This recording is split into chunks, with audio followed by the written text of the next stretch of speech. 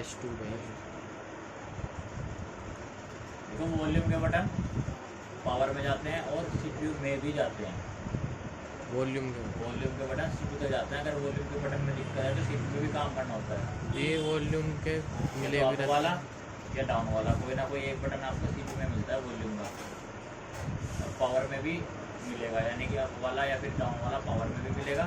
और एक अगर डाउन वाला पावर में है तो अप वाला सीपीयू में होगा, अप वाला पावर में है तो डाउन वाला सीपीयू में होगा। वो इसलिए होते हैं जब हम फ़ोन को जैसे कनेक्ट करते हैं सॉफ्टवेयर के लिए या हार्ड रीसेट करते हैं ना, तो अप वाला दबा के रखो और पावर वाला दबा के रखो, तो वो जो बटन होते हैं हमें वहाँ तक पहुँचाते हैं सीपीयू के अंदर तक।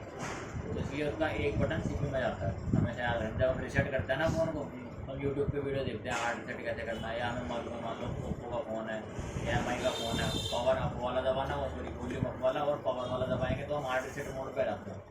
तो अगर अप वाला दबा के हार्ड रीसेट मोड पर है तो यानी कि अप वाला बटन सीपीयू के अंदर से मिलेगा, तभी वो हमें सीपीयू के अंदर तक पहुँचाता है।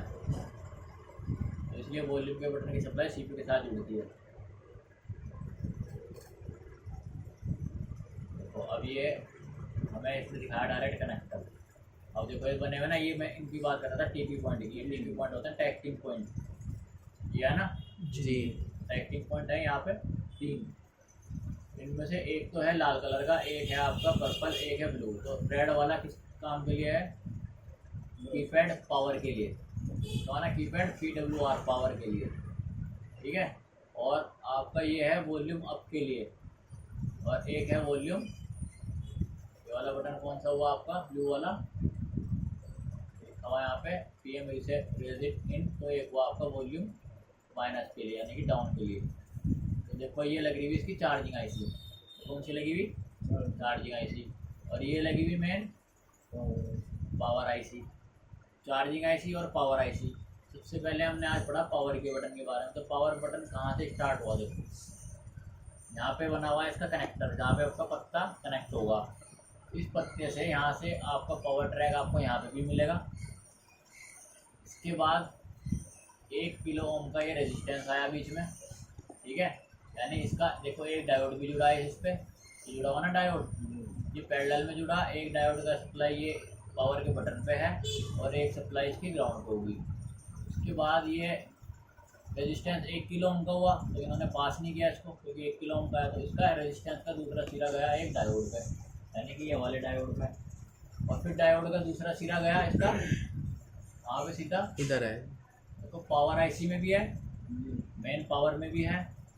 और इसके बाद तो एक हिस्सा इसका दूसरे वाला यानी कि पहले वाला जो कहाँ पे भी है, इसकी चार्जिंग आईसी के अंदर भी है। तो यानी कि चार्जिंग को और पावर को एक साथ कंट्रोल करता है कौन सा? पावर बटन एक साथ ऑन करेगा दोनों को।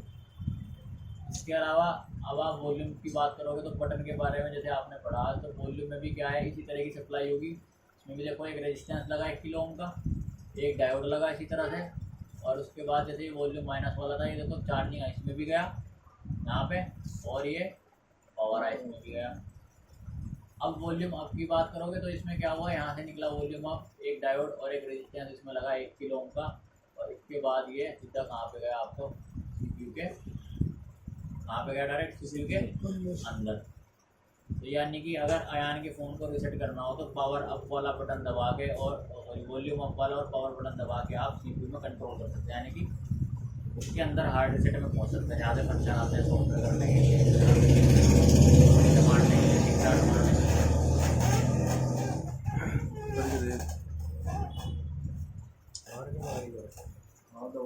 स्विच ऑफ करो पहले से, स्विच ऑफ कर। यहाँ दिखाओ उसमें।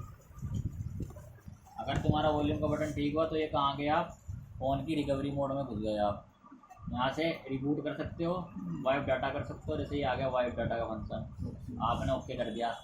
अगर वाइप डाटा कर दिया ओके तो पूरा फ़ोन फॉर्मेट, और नहीं तो यहाँ से वापस आ जाओ बैक टू मेन मेन्यू।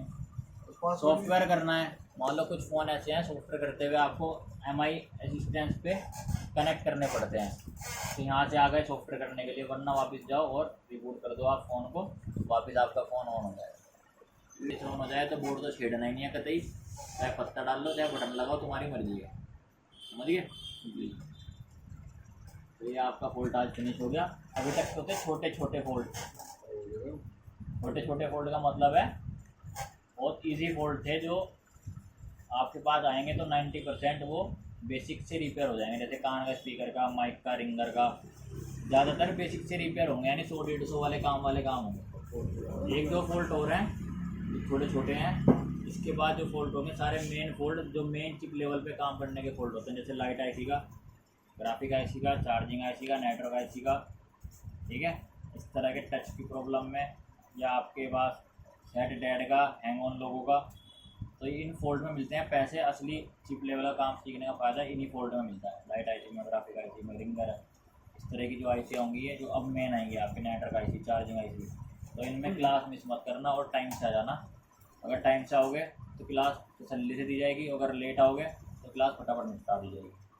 समझिए, तो तुम्हारे हाथ में है। अब एक या दो फोल्ड के बाद सारा मेन क्लासेज होंगी, बस याद रखना।